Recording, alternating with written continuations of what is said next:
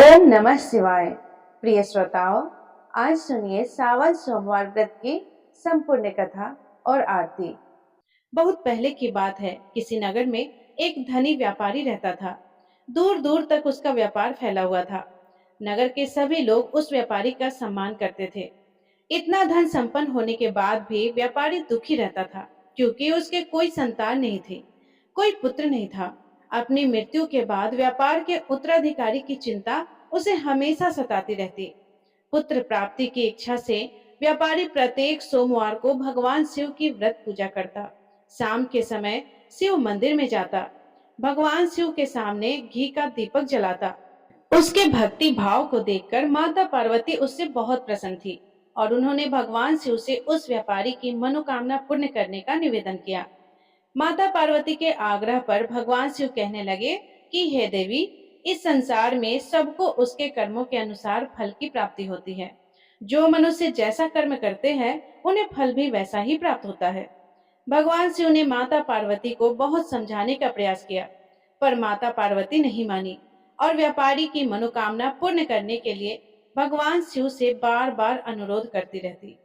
उन्होंने कहा, हे महादेव जी, यदि आप ही अपने भक्तों पर दया नहीं करेंगे, आप ही अपने भक्तों पर कृपा नहीं करेंगे, तो आपकी पूजा कौन करेगा। माता के इतने आग्रह को देखकर भगवान भोलेनाथ को उस व्यापारी को पुत्र प्राप्ति का वरदान देना पड़ा। वरदान देने के बाद महादेव माता पार्वती से बोले कि देवी, आपके आग्रह पर मैंने पुत्र प्राप्ति का वरदान तो दिया, किंतु इसका यह पुत्र 16 वर्ष से अधिक समय तक जीवित नहीं रहेगा। उसी रात भगवान शिव उस व्यापारी के सपने में आए और उसे पुत्र प्राप्ति का वरदान दिया और उसके पुत्र के 16 वर्ष तक जीवित रहने की बात भी बताई। प्रिय श्रोताओं, भगवान के वरदान से व्यापारी को बहुत खुशी हुई, लेकिन पुत्र की अल्प आयु की चिंता ने उसकी खुशी को नष्ट भी कर दिया।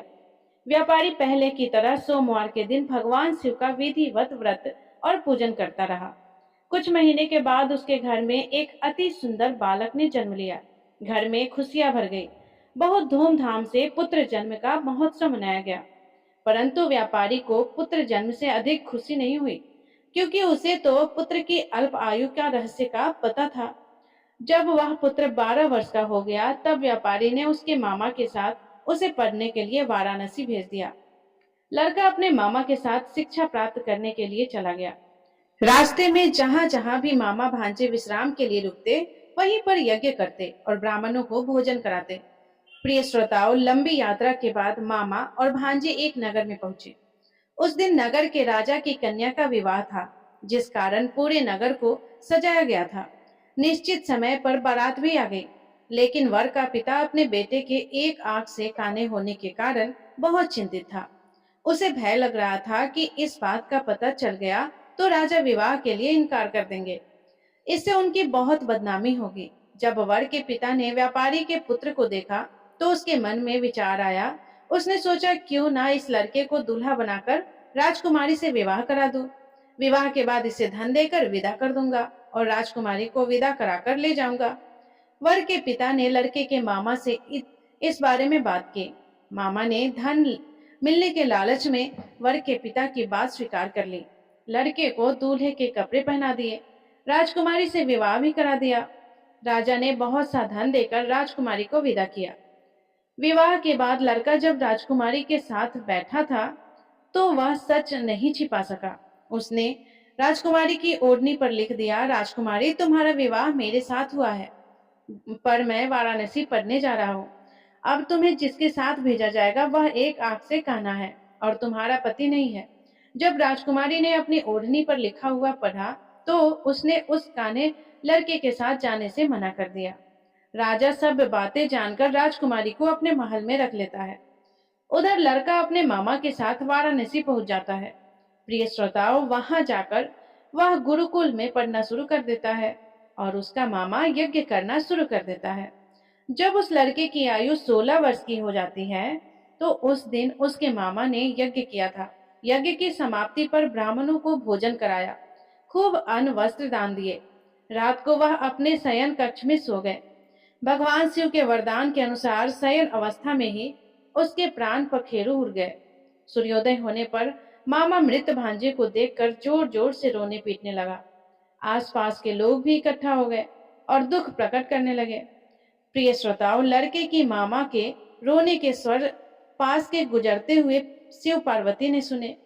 शिव पार्वती ने भगवान से कहा, हे प्राणनाथ, मुझसे तो इसका रोना देखा नहीं जा रहा है, आप इस व्यक्ति के कष्ट को दूर करो। तब भगवान शिव और माता पार्वती अदृश्य रूप में वहां पर आते हैं।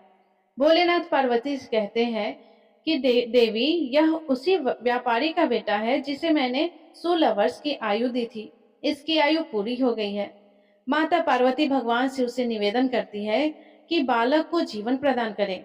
माता पार्वती के निवेदन से भगवान शिव उस बालक को जीवित कर देते हैं। शिक्षा समाप्त करके वह लड़का अपने मामा के साथ नगर की तरफ चल देता है। चलते चलते वे उसी नगर में ठहरते हैं जहां पर उसका विवाह हुआ था। उस नगर में पहुंचकर यज्ञ का आयोजन करते हैं। समीप से गुजरते हुए राजा ने यज्ञ का आयोजन देखा तो लड़के और उसके मामा को पहचान लिया। यज्ञ समाप्त होने पर राजा मामा और उसके भांजे को अपने महल में ले गया। कुछ दिन तक उन्हें महल में रखा, बहुत सा धन दिया, वस्त्र अलंकार दिए और राजकुमारी के साथ उन्हें विदा कर दिया। इधर व्यापारी और उसकी पत्नी भूखे प्यासे रहकर अपने बेटे की प्रतीक्षा कर रहे थे। उन्होंने प्रतिज्ञा कर रखी थी कि यदि उनका बेटा मर गया और ऐसा कोई समाचार आया तो दोनों अपने प्राण त्याग देंगे। परंतु जैसे ही उसने अपने बेटे की जीवित वापस लौटने का समाचार सुना तो वह बहुत प्रसन्न हो गया। अपनी पत्नी और मित्रों के साथ नगर पहुंचा। बेटे के विवाह का समाचार सुनकर और अपनी पुत्र वधु राजकुमारी को देखकर उसकी खुशी का तो ठिकाना ही नहीं रहा।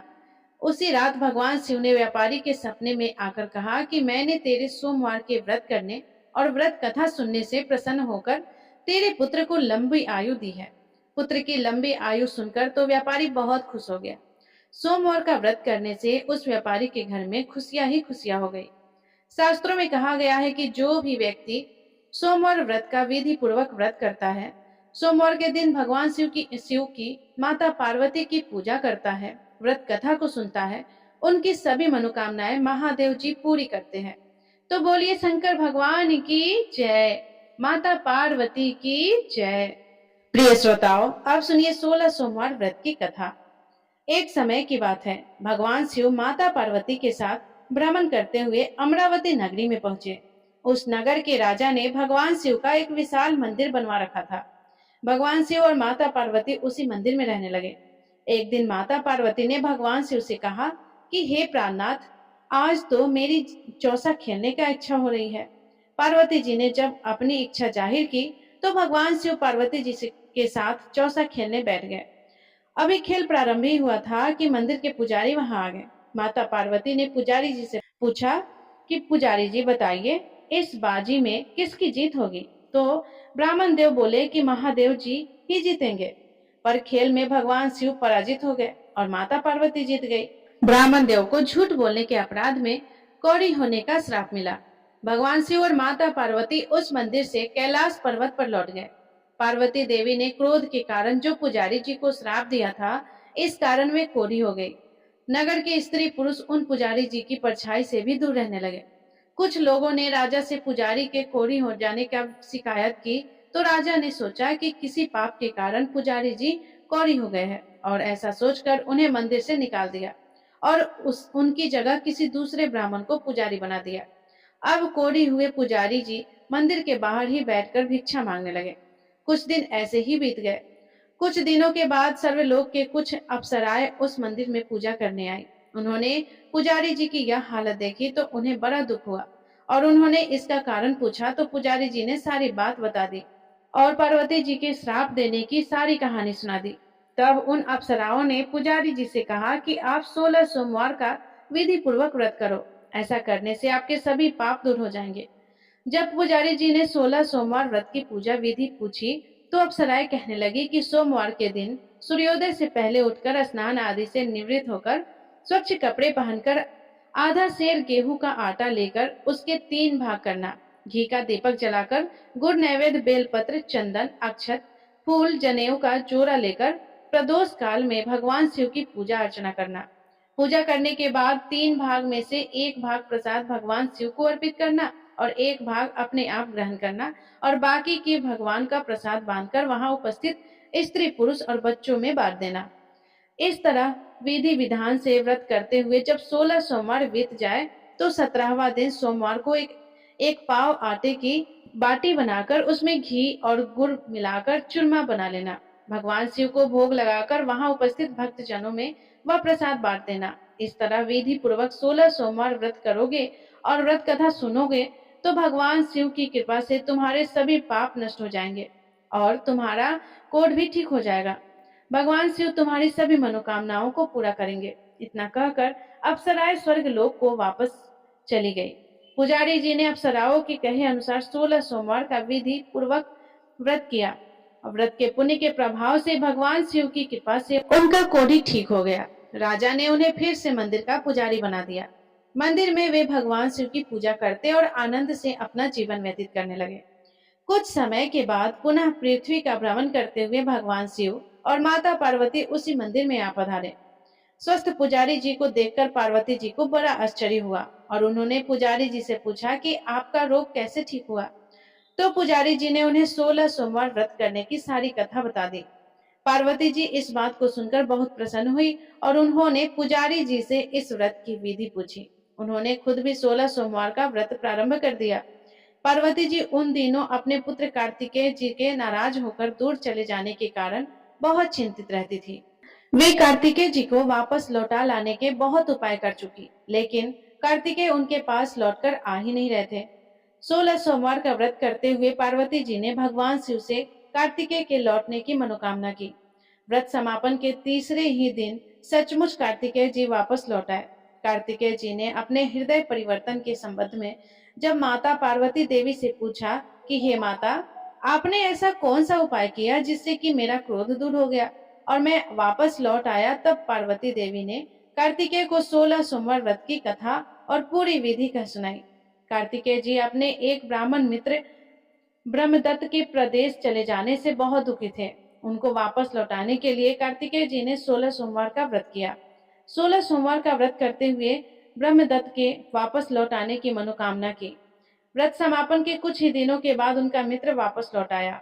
तब ब्राह्मण देव ने कार्तिकेय से कहा कि प्रिय मित्र, तुमने ऐसा कौन सा उपाय किया जिससे कि परदेश में मेरे विचार एकदम से बदल गए और मेरी तुम्हारी याद आने लगी।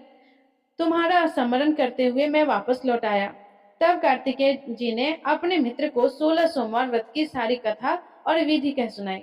ब्राह्मण मित्र व्रत के बारे में सुनकर बहुत खुश हुई और उन्होंने भी 16 सोमवार व्रत करने का निश्चय किया। ब्राह्मण ब्रह्मदत्त ने विधान पूर्वक 16 सोमवार का व्रत किया। 16 सोमवार का व्रत समापन करने के बाद ब्रह्मदत्त विदेश यात्रा पर निकले। वहां नगर के राजा हर्षवर्धन की बेटी राजकुमारी गुंजन का स्वयंवर हो रहा था और वहां के राजा ने प्रतिज्ञा की थी कि एक हथिनी यह माला जिसके गले में डाल देगी, अपनी पुत्री का विवाह उसी से करूंगा।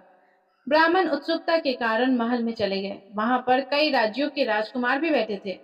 तब एक सजी धजी हथिनी सूंड में जयमाला लिए वहां पर आ गई और उन्होंने ब्राह्मण के गले में जयमाला डाल दी। अब राजकुमारी का विवाह ब्राह्मण के साथ हो गया। एक दिन उनकी पत्नी ने पूछा कि हे प्राणनाथ, आपने ऐसा कौन सा शुभ कर्म किया था कि हथिनी ने इतने राजकुमारों को छोड़कर आपके गले में जयमाला डाल दी। तब ब्राह्मण ने 16 सोमवार व्रत करने की सारी बात बता दी और अपने पति के मुख से 16 सोमवार व्रत की इतनी महिमा सुनी तो राजकुमारी बहुत प्रसन्न हुई। तब राजकुमारी ने भी पुत्र की इच्छा से 16 सोमवार का व्रत किया। निश्चय समय आने पर भगवान शिव की कृपा से राजकुमारी ने एक सुंदर, सुशील और स्वस्थ पुत्र को जन्म दिया।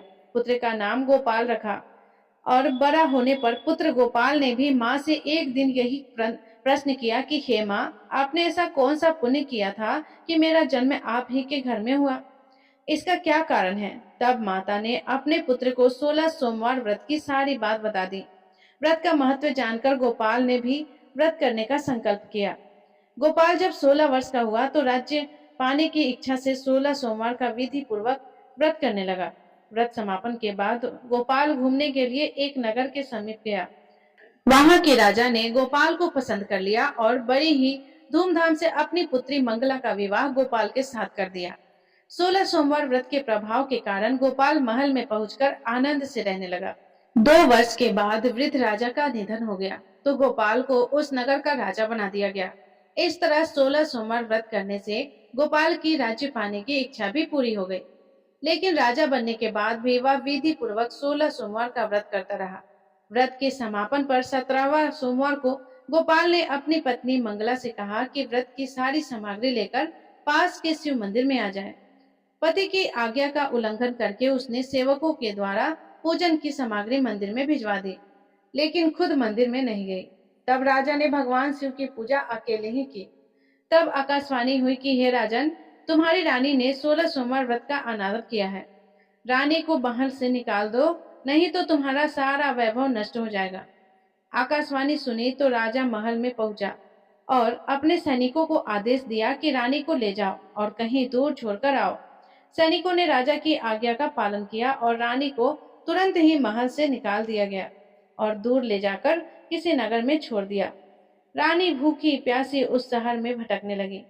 उस नगर में भटकते भटकते रानी की भेंट एक बुढ़िया माई से हुई। वह बुढ़िया सूत काटकर बाजार में बेचने जा रही थी, लेकिन वह बहुत बूढ़ी हो चुकी थी। सूत का गट्ठर उससे उठ नहीं रहा था। तो बुढ़िया ने रानी से कहा कि बेटी, यदि तुम मेरा सूत उठाकर बाजार तक पहुंचा दो और सूत बेचने में मेरी मदद करो तो मैं तुम्हें कुछ धन दे दूंगी। रानी भूखी प्यासी थी तो बुढ़िया की बात मान ली, लेकिन जैसे ही रानी ने सूत की गठरी को हाथ लगाया तभी जोर की आंधी आई। गठरी खुल गई और गठरी खुलते ही सारा सूत आंधी में उड़ गया। बुढ़िया बहुत दुखी हुई और उसने फटकार कर रानी को वहां से भगा दिया। रानी नगर में चलते चलते एक तैली के घर पहुंच गई। उस तैली ने भी उस पर तरस खाकर रानी को अपने घर में रख लिया। तभी भगवान शिव के प्रकोप से तेली के सारे तेल से भरे मटके एक एक करके फूटने लगे। तेली ने भी रानी को अभागा जाना और अपने घर से भगा दिया। भूखी प्यासी रानी वहां से आगे चली गई। रानी ने एक नदी पर जल पीकर अपनी प्यास को शांत करना चाहा। जैसे ही नदी का जल छुआ तो वह सूख गया। अपने भाग्य को कोसती हुई रानी आगे चलने लगी। चलते चलते एक जंगल में पहुंच गई। वहां जंगल में एक तालाब था, उसमें निर्मल जल भरा था। निर्मल जल देखकर रानी की प्यास और तेज हो गई। रानी जल्दी जल्दी उस तालाब के पास गई और जैसे ही जल को हाथ लगाया, उस जल में बहुत सारे कीड़े उत्पन्न हो गए। रानी बहुत दुखी हुई और उस गंदे जल को पीकर ही उसने अपनी प्यास को बुझाई। रानी एक पेड़ की छाया में बैठकर कुछ आराम करना चाहती थी, लेकिन जैसे ही वह वहां गई, पेड़ के पत्ते पल भर में सूख गए और बिखर गए। रानी दूसरे पेड़ के नीचे जाकर बैठी, लेकिन वह जिस भी पेड़ के नीचे बैठती उसी के पत्ते सूख जाते। वन और सरोवर की यह दशा देखकर वहां के ग्वाले बहुत हैरान हुए। ग्वाले रानी को समीप के मंदिर में पुजारी जी के पास ले गए। रानी के चेहरे को देखते ही पुजारी जी जान गए कि रानी अवश्य ही किसी बड़े घर की है और भाग्य के कारण दर दर भटक रही है। तब पुजारी जी रानी से कहने लगे कि पुत्री, कोई चिंता मत करो, मेरे साथ इसी मंदिर में रहो, कुछ ही दिनों में सब ठीक हो जाएगा। पुजारी जी की बातों से रानी को बहुत सांत्वना मिली। रानी उसी मंदिर में रहने लगी। जब रानी भोजन बनाती तो सब्जी जल जाती, आटा गूंथती तो कीड़े पड़ जाते, जल भर कर लाती तो जल से बदबू आने लगती। पुजारी जी भी रानी के दुर्भाग्य से बड़े चिंतित थे। तब उन्होंने कहा कि बेटी, ऐसा लगता है तुमने कोई अनुचित काम किया है। इसके कारण देवता तुमसे नाराज हो गए हैं और उनकी नाराजगी के कारण ही तुम्हारी यह दशा हुई है। पुजारी जी की बातें सुनकर रानी ने सारी बात बताई कि पति के आदेश पर मैं मंदिर नहीं गई, शिव पूजा नहीं की, सारी बातें बता दी। तब पुजारी जी ने कहा कि तुम कोई चिंता मत करो, कल सोमवार है और कल से तुम 16 सोमवार का व्रत करना आरंभ कर दो। भगवान शिव तुम्हारे दोष को क्षमा कर देंगे। पुजारी जी की बात मानकर रानी ने 16 सोमवार का व्रत करना प्रारंभ कर दिया। रानी सोमवार का व्रत करती, भगवान शिव का विधि पूर्वक पूजा अर्चना करती और व्रत कथा सुनती। 17वां दिन सोमवार आने पर रानी ने विधि पूर्वक व्रत का समापन किया तो उधर उनके पति राजा के मन में रानी की याद आई। राजा ने तुरंत अपने सैनिकों से कहा कि रानी को ढूंढ कर लाओ। रानी को ढूंढते ढूंढते सैनिक मंदिर में पहुंच गए और रानी को पहचान लिया। लौटकर चलने को कहा, लेकिन पुजारी जी ने रानी को भेजने से मना कर दिया।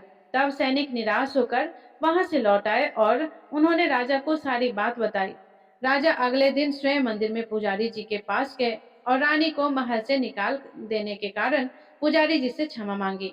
तब पुजारी जी ने राजा से कहा कि यह सब भगवान शिव के प्रकोप के कारण हुआ है। और तब उन्होंने रानी को राजा के साथ विदा कर दिया। राजा के साथ रानी महल में पहुंच गई। महल में बहुत खुशियां मनाई गई। पूरे नगर को सजाया गया। राजा ने ब्राह्मणों को अन्न, वस्त्र और धन का दान दिया। नगर में निर्धनों को वस्त्र बांटे गए। रानी 16 सोमवार का व्रत करते हुए उस महल में आनंद से रहने लगी।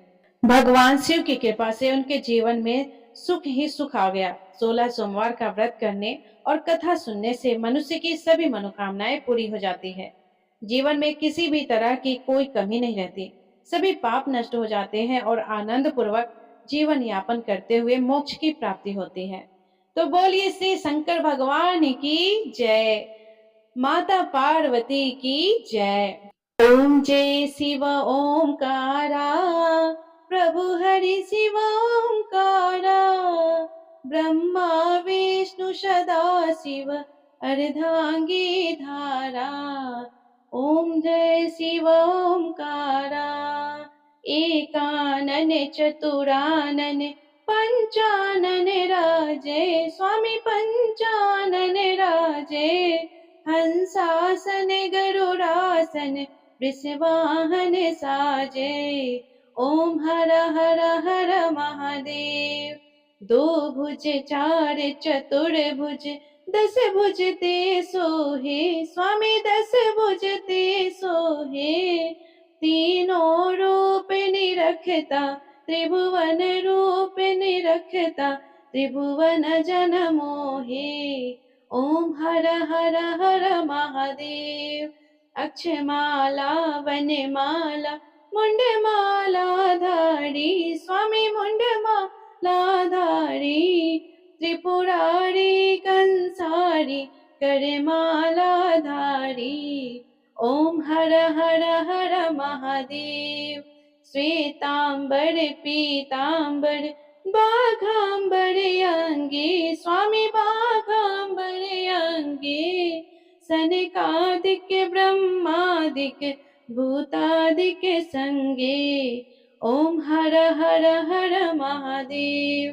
कर के मध्य कमंडल चक्र त्रिशूल धरता, स्वामी चक्र त्रिशूल धरता, जग करता जग हरता, जग पालन करता। ओम हर हर हर महादेव। ब्रह्मा विष्णु सदा शिव जानत अविवेका, स्वामी जानत अविवेका, प्रणवांछर के मध्य ये तीनों एका। ओम हर हर हर महादेव। त्रिगुण शिव जी के आरती जो कोई नर गावे, स्वामी जो कोई नर गावे, कहत शिवानंद स्वामी, कहत शिवानंद स्वामी, मन वांछित फल पावे। ओम हर हर हर महादेव। ओम जय शिव ओंकारा, प्रभु हरि शिव ओंकारा, ब्रह्मा विष्णु सदा शिव अर्धांगी धारा। ओम हर हर हर महादेव। प्रेम से बोलिए शंकर भगवान की जय, माता पार्वती की जय।